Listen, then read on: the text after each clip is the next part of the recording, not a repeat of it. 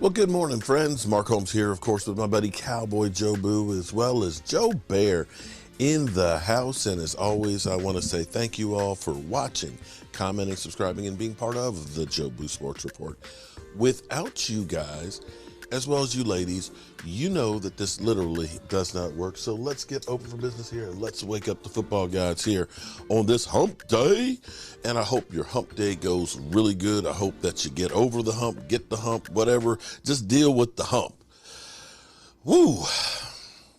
Tomorrow is already the beginnings of week number 7. Let's pray that we get a better game than what we've been getting in the last few Thursday night football games. It's been literally unwatchable. Oh my God. I could do without seeing the Denver Broncos in prime time anymore this season. I believe they have like 7 national spots this year.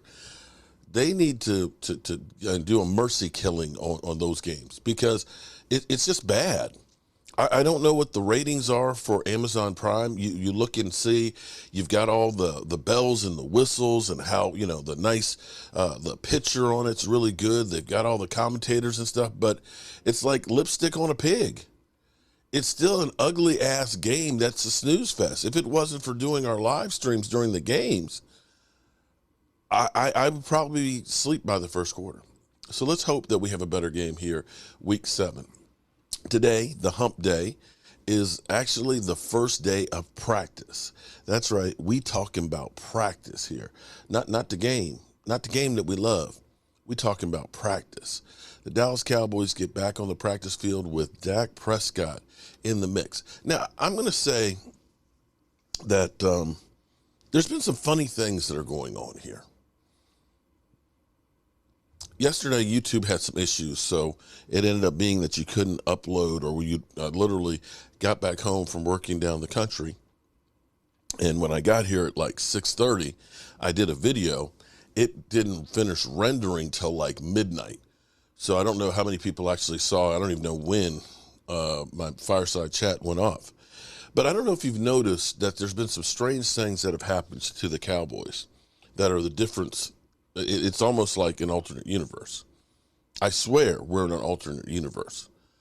For once, we have a defense that is, playing really, really well. I know some people will dispute and say, well, you didn't stop the Eagles. Well, when you turn the ball over 3 times and you go for it 4th down and you're 35 and don't get it, you're giving the offense short fields to work with. The Eagles had only 255 yards offense. Jalen Hurts only had like 150 passing and only 19 rushing the football. And had the offense done their job, we would have won that game. But be that as it may, you're not going to hold everybody to 14 points every game. It's just not the way. There's nobody that's done that. In fact, San Francisco, the only other team that had held everybody under 20 the first 5 games, had the same issue against the Atlanta Falcons. So you have bad weeks. That's, a given.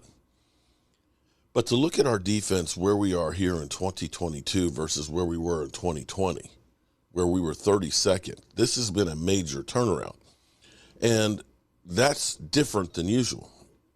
Now, you look at our offense, which has been from first last year, the opposite direction, mainly without Dak Prescott and CeeDee Lamb and starting a lot of young players and stuff and finding their way. Tyron Smith being out and so on.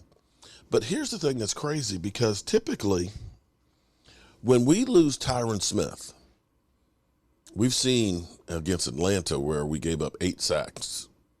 8 sacks, Tyron Smith goes out. Normally, Tyron Smith goes out, you lose a yard per carry for Zeke Elliott. A yard per carry.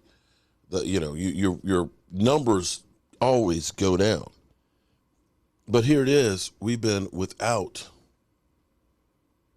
Tyron Smith, and we haven't gone downhill. In fact, you can sit here and look and say, Zeke Elliott is actually doing pretty well. He's got 386 yards already rushing through 6 games. It's 4.1. The average is a little low, but he's been going between the tackles against good defenses. Got 2 TDs. He's going to be over 1,000 yards. He's not, rolling over and dying because Tyron Smith's not there. And the other one that's kind of crazy is in the past, 2015, we lose Tony Romo. The team wins one game without him, one out of 12 games. We go 4-12. In 2020, we lose Dak. And, here it is, the 7-9 Washington Redskins end up winning the division. We couldn't win 7 games. This year we've lost both of them, and we're 4-2. Our offense is lacking, but our defense is good. It's like an alternate universe. And here's where it's really crazy, because usually the Cowboys win and they tell you that the Cowboys suck, that they're frauds. They are what we thought they were, right? And so when I came down this morning, I always go through because I like to listen to the talking heads and what they have to say. And here it is. I'm in disbelief of what I heard this morning on Get Up. Now, this may be the kiss of death, but listen here. Wow. Let's talk about the Cowboys. They're 4-2 despite playing the most difficult schedule of any team in the NFC. And now it appears Dak Prescott is ready to return. Our Football Power Index says the Cowboys are the third likeliest team in the NFC to make it to the Super Bowl, behind only the Eagles and the Buccaneers. And I'm going to say this, and I touched on it earlier. I'm going to ask you guys, anyone want to change my mind? If I had to pick one team right now from the NFC, I would take Dallas. They have overcome by far the most adversity of any team in the conference. They lost their starting quarterback. The Buccaneers are falling apart. The Packers are terrible. I definitely don't trust the Vikings. I'm not impressed with anybody in the NFC. The Cowboys, playing a tough schedule, have overcome enormous amounts of adversity, and I think they're bringing back an elite NFL quarterback. We have disrespected Dak. He's going to be angry. I love the Cowboys. Whoa with the we, except for you and the mouse in your pocket. No one here the world disrespecting has disrespected Dak Prescott. Okay, but you helped fuel that. No. We tried to talk sense into you. I didn't think there was going to be a quarterback controversy. I just wanted one. You have to understand the difference. I'm a talk show host. The point of the matter is there should have been a quarterback controversy because that's good for ratings. Go. I think based on what teams have accomplished so far, if you factor in the adversity that the Cowboys have faced, you could argue that they've had the most impressive start this season that anybody in the league, not named the Buffalo Bills. And they're getting Dak. Yeah, and they're getting this quarterback back. But the point is, football is about injuries, and we don't talk about it as much. Everyone's going to get injured. Maybe they survived this one. They're surviving without their left tackle. But the reason why I still lean on the Eagles is because they're so well built. They can survive more injuries. They're so deep. They already had more injuries, but you can keep going deep into their roster, and they got top-tier players at all the important positions. I don't want to speak anything like this into existence, but if they lost their quarterback, who was an MVP candidate for 5 weeks, would they go 4-1, Jeff? No. Yeah, but again, I thought the Cowboys were dead too. So, like when I think about, but listen, what the Cowboys have done, to me, the most impressive part about them, they've gotten better as a football team with their second quarterback. And look, that's just nearly impossible. But when you think their offensive line got better, their defense got more reliable, if that's possible. I mean, you see these guys flying around. You look at their receiving corps getting better, and they still without a tight end. When Schultz comes back, this is a loaded football team in the Cowboys.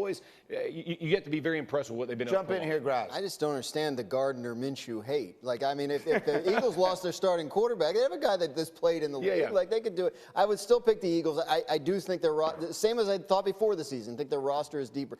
The Cowboys, something always happens.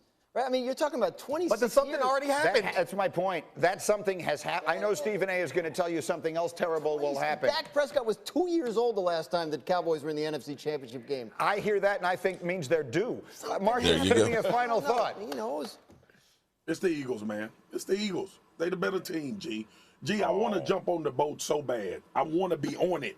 I want to go with you. I want to sail off in the Paradise Island with you and have the Cowboys going to the Super Bowl. Not right now, buddy. The Philadelphia Eagles are really, really good. And they're really, really good on both sides of the ball. I ain't scared. Jeff, they the better team, bro. You a hope, they the better team. and you want. This is like the guy don't want to say it to be true because you're afraid you're gonna put it out on that air. You don't want to jinx it. You don't want to jinx it. Professional. Thank you for watching. Am I crazy? Am I crazy? Are you stupid or something? I'm as stupid as a stupid does. Are you crazy or just plain stupid? I'm wondering because we lost and they're talking about us in the Super Bowl. We lost and they're talking about us in the Super Bowl. What the hell's going on out here? So, is there optimism for the Cowboys going forward here?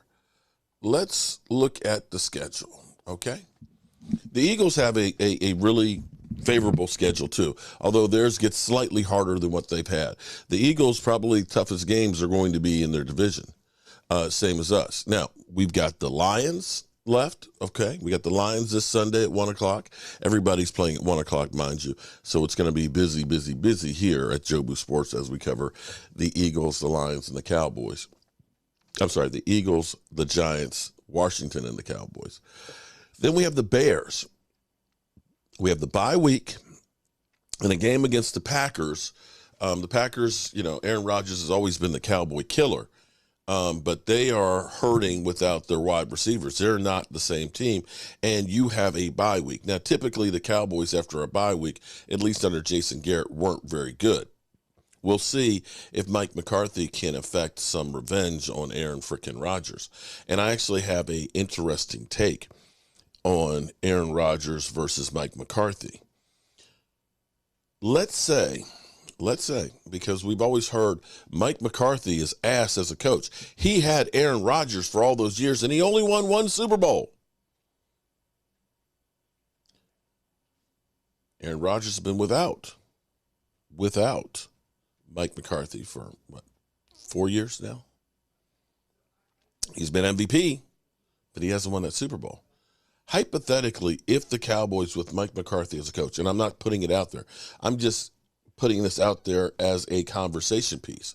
If Mike McCarthy were to win a Super Bowl without Aaron Rodgers, does that say more about Mike McCarthy, the coach,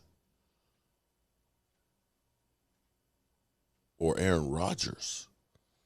Because they've always thrown shade on Mike McCarthy and saying, you know, you only won because of Aaron Rodgers, but be that as it may.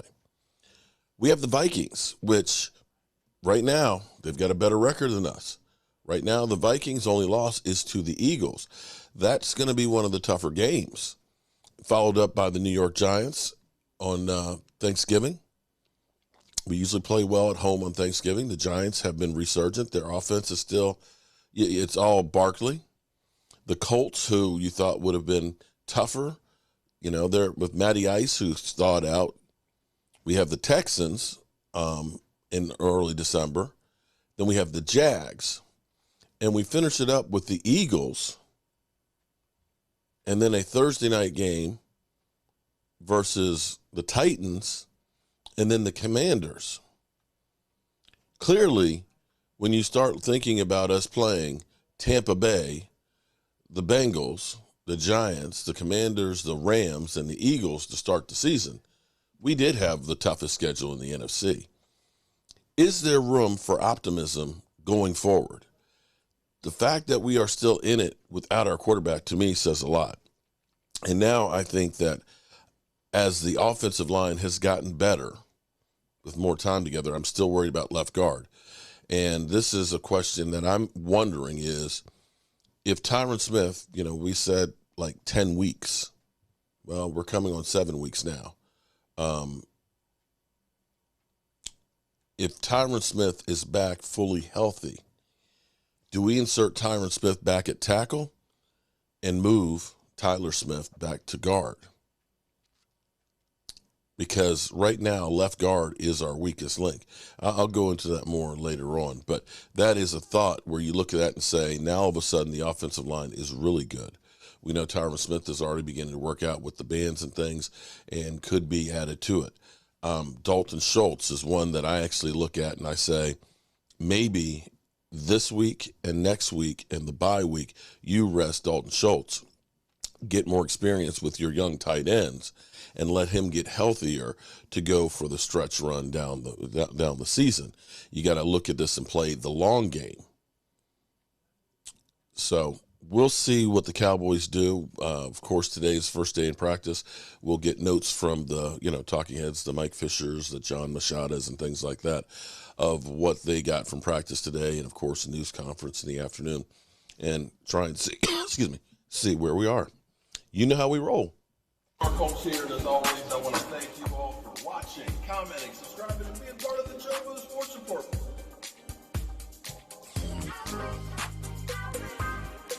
I will be seeing you guys later. I got a lot of work to do in the workshop. There's stuff coming to you guys.